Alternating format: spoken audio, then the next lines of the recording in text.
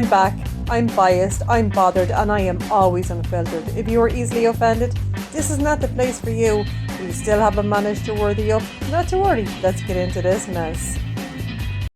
My name is Kody Brown, and because I am such a man's man, because I am so manly, I need to do man things with men in Las Vegas. We're on season 4, episode 7. Brown Boys Do Vegas. And we're in Mary's house with Kody, telling us that basically he needs man time. I'm sure he does.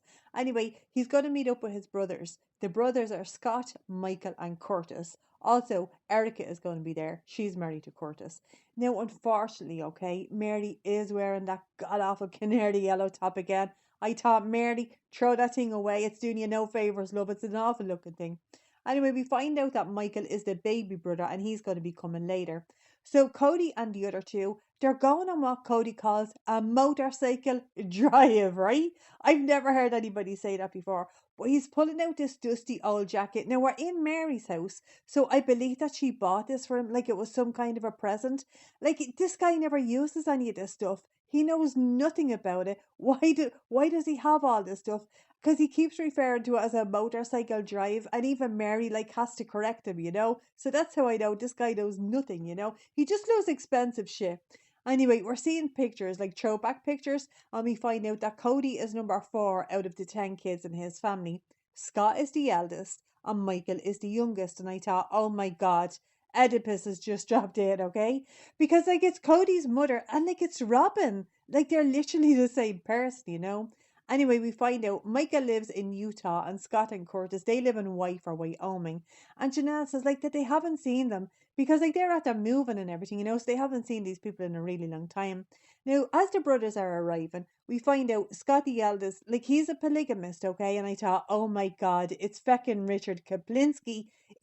I don't know whether you ever seen that, but my God, when I seen this guy, that was all I could think about. Now, this may be controversial, okay? But I actually really like Richard Kaplinski, the Iceman. I'm telling you, that guy, his life could have gone in a completely different direction. If he had just talked to people, oh my God, that guy has such a beautiful voice. I love it. I know it's controversial, but I have to tell the truth about it. Anyway, that's how I feel. So we find out, right? Scott has 2 wives and 16 children. I thought, Kody, you are slacking because you have 4 wives at this stage. And you're only after getting 14 kids. So Scott is definitely going to get the bigger planet at this stage. Anyway, from Curtis, we find out that Kody was his hero, and that they used to get up with all kind of shenanigans, and that they used to do cow tipping. I've no idea what the hell that is. And bale burning. I think that just means burning bales of hay. But I had to take a moment for Erica's hair. Oh my God. If I'm going on Teddy, right? I'm going to be in hair and makeup professionally, for the whole fucking day. I'm not going on telly like this. So we find out that it's actually Curtis who's into motorcycles, as Kody keeps saying. So these 3 brothers, they're going to head off, but they only have 2 bikes. And I thought, why? Just hire another one. You look ridiculous. Anyway, they're saying, bring on the ladies. And Robyn tells Erica and her huge hair. Now, Curtis is only joking. I thought, are you though really, Curtis? Now he says polygamy, it's not for him. He basically he only wants Erica, okay, and her hair, but she is of a different fate. Now Curtis, right, he doesn't believe in polygamy or in the Book of Mormon. Now apparently, right, Kody is grand with that. I thought it's none of your fucking business, Kody. He's a grown man, he can believe in whatever the hell he wants to believe in. Anyway, Curtis reckons that Kody is a liar and that he's sad because he wants him to be part of that religion. He basically wants him out banging all other women. Now he knows that Scott is definitely sad. I tell him leave this chap alone. So these 3 are going to a biker bar, and this is the oldest bar in Las Vegas, and I'm looking at them on the bikes, right? This is fucking hilarious looking to me. So Cody says that him and the brothers, right, they're gonna ditch the women, but Robyn says, no, we're gonna ditch you. I was shocked that she said that. I was, because in more present times, right, she has said the OG is the heifers with our stretch marks. They just handed Cody to him on a plate. They didn't want him. But she certainly changed her fucking tune, because back then she was ditching him. She wanted him gone. So we find out that the brothers are going to be in Las Vegas for the weekend, and Cody is excited. So we're with the wives, right? And Erica, and they're taking her to this place called the Artful Potter this is paint your own pottery. And I thought, what the fuck? Like, why is she going there? This doesn't look very Las Vegas to me. If I'm in Las Vegas, right, I want to do something very Las Vegas. Bring me to the strip, okay? I want to see the strip. I want Mary to tell me that the girls there are dressed like hewers, right? That's what I want. I want all the Las Vegas things, you know? But Christine reckons like that this is just an awesome Vegas time. And I thought, is it really though, Christine? Anyway, Janetta's telling us that she's not creative. And then Mary says that she's not crafty. I thought, Mary, I have seen your craft room. That looks like America like just threw up in it. I know that you make all the kids in this family like pajamas for Christmas. I know that you're crafty, so this is crap, you know. Now we're hearing from Erica, and she tells us that she loves the Brown family, but initially she was worried when she met them in case like they tried to get her to drink this Kool-Aid. I thought, Erica, you should be worried. They're still trying to fucking do it like with your husband, you know.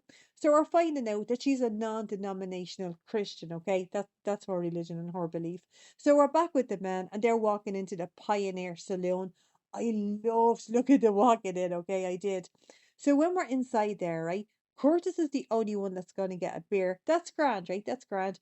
But these other two, they're getting fucking iced water. Now, if I'm in a pub with you, right, and you order like an ice water, I'm leaving. Like, if you don't drink, that's grand, right? Get a can of Coke, a can of 7 Up or something. Don't be fucking ordering an ice water. Do you know, I'm out of there.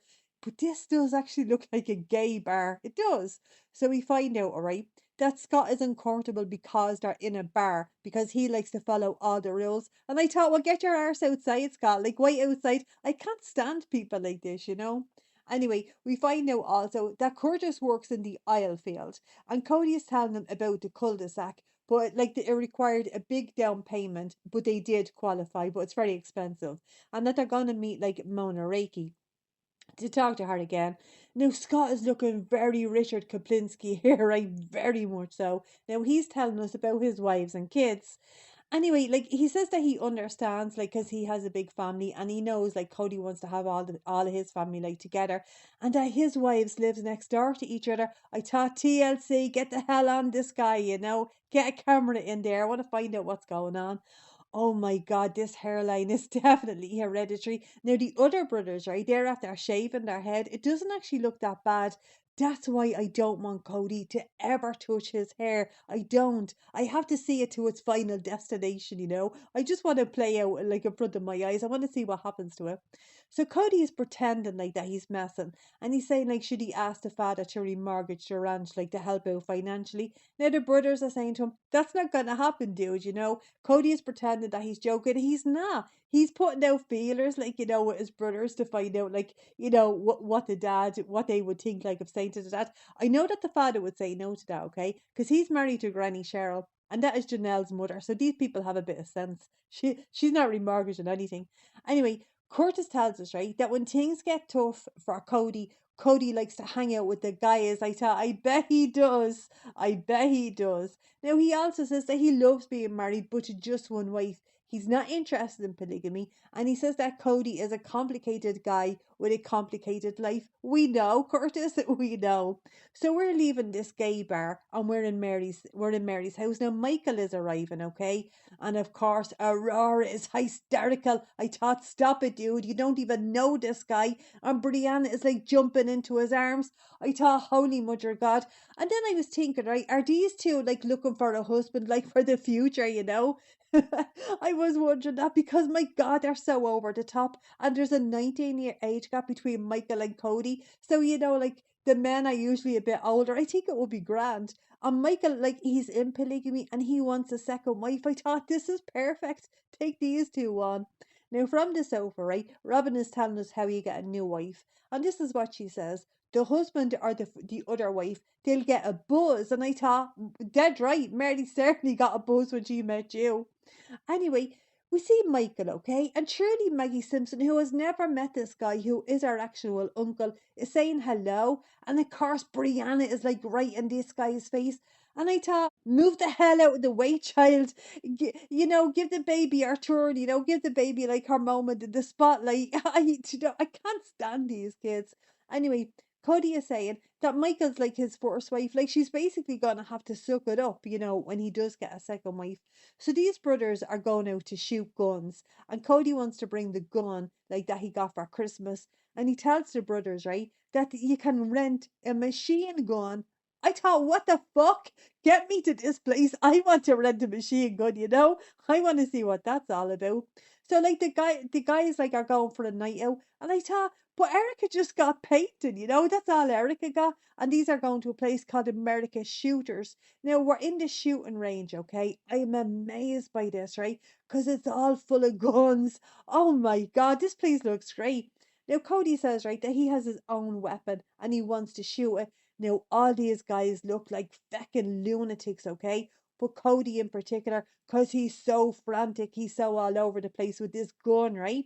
And he's telling us that he loves the smell of gunpowder. I thought, oh my God, this guy, like he actually looks like a mass shooter, okay? He does. And he's saying, right, that he saved $1,000, like by shooting. He saved that money, like, because he didn't go to emotional therapy. I thought you need to reevaluate your choices in life, Kody. You fucking lunatic. Anyway, now we're in Janelle's house. They're after making sushi for Erica, but they don't even know whether she likes it or not. I thought that's very fucking unfair. Now, according to Robyn, Erica is a girl's girl, and then she would make a good sister wife. I thought she's not even part of this feckin' religion. And Mary is saying, like, not to us, obviously not to you, Mary. She's married to a different feckin' man. How the hell would she be your sister wife? And not only is she married to a different man, but like she's not even part of this religion. Anyway, we're back with the brothers and we're going in to have dinner in a place called Don Vito's. This looks very hangover. It looks very hangover to me. Anyway, so we find out, okay, that Michael is 24 years old. I thought, oh my God. And this guy is looking for a second wife at 24. Holy mother of God. Anyway, Kody says that when men get married, sometimes they marry two wives on the same day. I thought, perfect. Aurora and Brianna, they're there. Because he also says, right, that there can be between 25 and 30 years, like between wives. I thought, this is great. This is all laid out. I'd love these two to get into polygamy. I would. Now, not necessarily the same man, but like, I mean, if that's all I get, I'll take it. But I want these two in polygamy. I want to see them navigate that world. Also, I want to watch Kody being their photographer, like, when they're giving birth. I want it all. I want the circle. I told you before, right? I want the family wreath. I didn't just want the tree. And by the way, I have found out that some people think that that's like a cartoon figure. Like, it's not. That's actually me, Skin Band. But I have over 500 subscribers now. I have to keep myself anonymous. Do you know how small of a country I feckin' come from? I'm basically feckin' famous at this stage of my life. Basically. And it's like it's for your protection too, because I don't want to be stalked like by the paparazzi. And I don't want you to be stalked either when the paparazzi find out that you know me. So I'm protecting you, okay? Anyway, let's not get it twisted, guys. It's just me in disguise, nothing to be afraid of. Anyway, Curtis is talking to Erica, right? And he's saying, like, is she worried that he'll want another wife? And she's saying, no, because if you do that, I'm basically like out of here, okay? Now, Curtis is saying to her, don't worry, he's not interested. I thought, Curtis, if you're not interested, okay, and you're not even part of this religion, just tell the woman once. You don't have to keep saying it, like, because he just keeps going on about it. I do have to say, right, this meal looks very feckin' romantic. It does, like, for just these guys, it looks very romantic. So anyway, we're leaving, and I thought, who paid for this? Like, who paid for it? So it's the next day, and we're going to mass in Mary's house. This is definitely just done for the cameras. I know it is. So apparently, in the last mass, Kody talked about charity, and now Kody is telling us all about charity. I thought, Kody, you're the least feckin' charitable person in the world. So all the family is having mass, and Erica and Curtis are like there at their joining them. So this is filmed between the sofa and the church. And Janelle is saying that she loves when there's new people to like be with them at mass, because basically like Kody is boring as fuck. So we're hearing from Curtis at this mass. Now, Curtis is talking all about meat, and he's saying, don't be pressuring people to eat meat. That's basically it, right? If it's the Sabbath, like, don't be pressuring people to eat meat. Now, there's so much talk about eating meat, and now Kody is talking about eating meat, and basically he's saying that he loves eating meat. And I thought, is this a euphemism for cock or something? Like, it just seems so off the wall, you know? But now we see Logan, and Logan is just having a little prayer. Now, Hunter is completely over this. He doesn't want to talk about me. Like, I don't blame him. I don't know what these guys are talking about either. But Janelle is getting very upset, okay? Now, she's worried that Logan might not be part of the fate, but she is actually very upset. And she says that her fate has brought her so much joy. Janelle, I love you. But you're wrong, okay? It hasn't brought you joy. It's brought you great children. It has brought you Christine. But it also brought you Kody, who took all your fucking money, you know? Like, it's gonna be grand. Logan is gonna go to college. He's going to meet a gorgeous Michelle and live happily ever after. Don't be worried about it. Anyway, Mass is over. The brothers are gone. And now we're in Christine's house with Mona. No, the family is saying to her, like, that they can't get the 40% together. I told you guys, they haven't even got basically the fucking 4%, you know? So Mona is saying to them, like, there's other houses, and that'll give them more time to work on their credit score. She's talking to you, Robyn, with your 30 grand of Victoria's Secret debt. Anyway, if they work on their credit score, they can get like a more traditional loan, which would be about like 5 to 10%, which is very reasonable, okay? And all the family is like, because this camera pans out and all the family is like, wow, wow, wow. So all the family, like, they basically have a bit of hope. And that's what we all need in life, guys, is a bit of hope. Anyway, I hope you guys are having a great day, and I hope you enjoyed. If you did, go ahead and hit subscribe, and I will catch you in the next one.